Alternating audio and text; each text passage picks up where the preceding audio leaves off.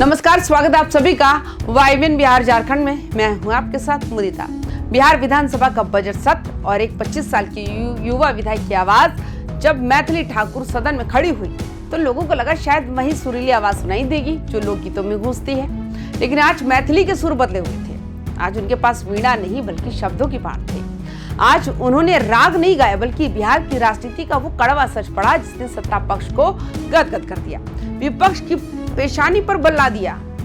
BJP विधायक मैथिली ठाकुर ने अपने पहले ही भाषण में वो कर दिखाया जिसकी उम्मीद शायद पुराने दिग्गजों को भी नहीं थी। उन्होंने सीधे आरजेडी सुप्रीमो लालू प्रसाद यादव की तुलना महाभारत के धृतराष्ट्र से कर दी। आज की इस विशेष और सबसे विस्तृत रिपोर्ट में हम विश्लेषण करेंगे मैथिली ठाकुर के इस भाषण का जिसने 2015 से पहले के अंधेरे और 2005 के बाद के नवोदय की ऐसी तस्वीर खींची कि सदन में हंगामा मच गया।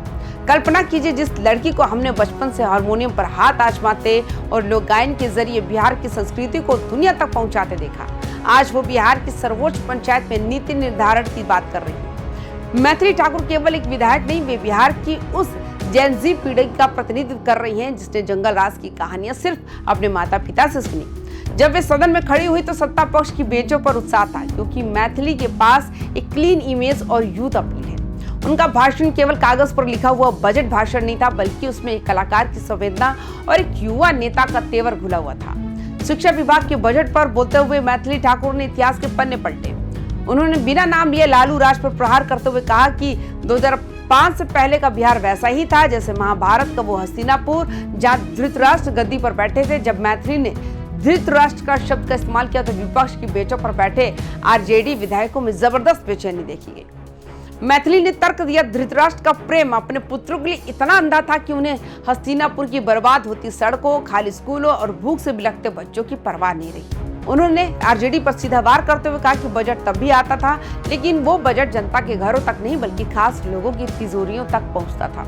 मैथिली ने उन स्कूलों का जिक्र किया जहाँ शिक्षक तो थे पर पढ़ाने के लिए छत नहीं थी और जहाँ छत थी वहाँ शिक्षक वेतन के अभाव में धरने पर बैठ रहे थे। ये तुलना आरजेडी के कोर नैरेटिव पर सबसे गहरा प्रहार था। मैथिली ने कहा कि धृतराष्ट्र अंधे थे लेकिन वो देखना भी नहीं चाहते थे। उन्हें हस्तिनापुर के भविष्य की नहीं बल्कि अपने पुत्र दुर्योधन की चिंता थी। यह सीधा हमला था लालू यादव के पुत्र प्रेम और उनके शासनकाल पर। मैथिली ठाकुर ने याद दिलाया कि उस दौर में हस्तिनापुर की तरह बिहार भी रो रहा था। जनता पिछड़ रही थी लेकिन सत्ता के शीर्ष पर बैठे लोगों का दिल नहीं पसीजा। उन्होंने सदन के पटल पर रखा कि कैसे स्कूल की दीवारें टूटी थी। बजट फाइलों में तो आता था लेकिन जमीन पर सिर्फ घास उगती थी। मैथिली ठाकुर ने अपने भाषण में मुख्यमंत्री नीतीश कुमार को सुशासन का सूरज बताया। उन्होंने कहा कि 2005 में बिहार की जनता ने जो फैसला लिया उसने राज्य में धर्म की स्थापना की।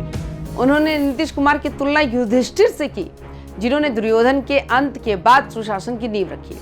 मैथिली ने कहा कि आज जो बेटियां निडर होकर स्कूल जा रही हैं ये उस साइकिल योजना की देन है जिसका विपक्ष ने कभी मजाक उड़ाया था। उन्होंने भावुक होते हुए कहा कि अगर आज बिहार में वो पुराना दौर होता तो शायद वो खुद यहाँ विधायक बनकर खड़ी नहीं रह पाती।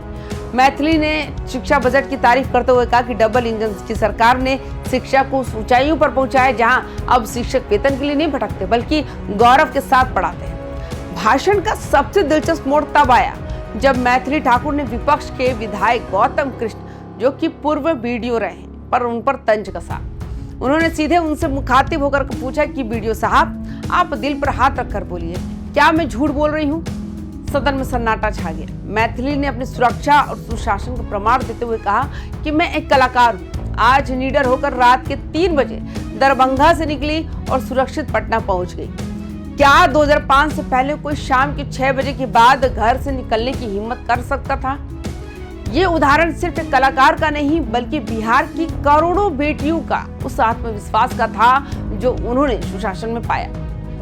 भाषण के बीच में ही मैथिली ने जब पूर्व बीडीओ और वर्तमान विधायक गौतम कृष्ण की ओर इशारा किया तो सदन का तापमान बढ़ गया।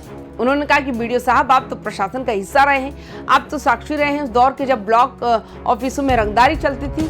मैथिली का ये प्रहार इसलिए बड़ा था क्योंकि उन्होंने एक ऐसे व्यक्ति को गवाह बनाया जो खुद सिस्टम का हिस्सा रहा है।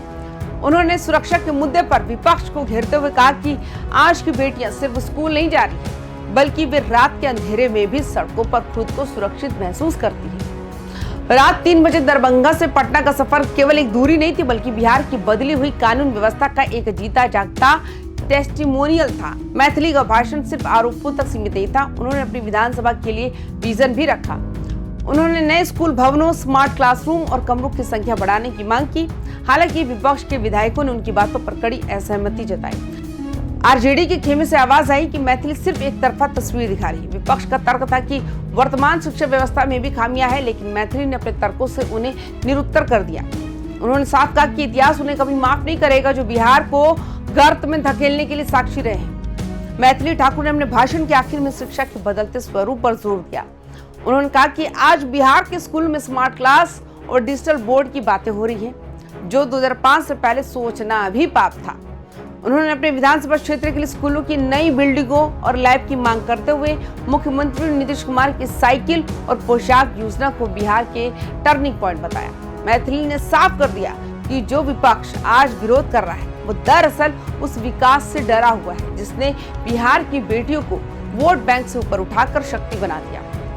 उनके भाषण ने ये संदेश दिया कि अब बिहार बीते हुए कल की कड़वाहट को भूलकर आने वाले कल की मिठास की ओर बढ़ चुका है।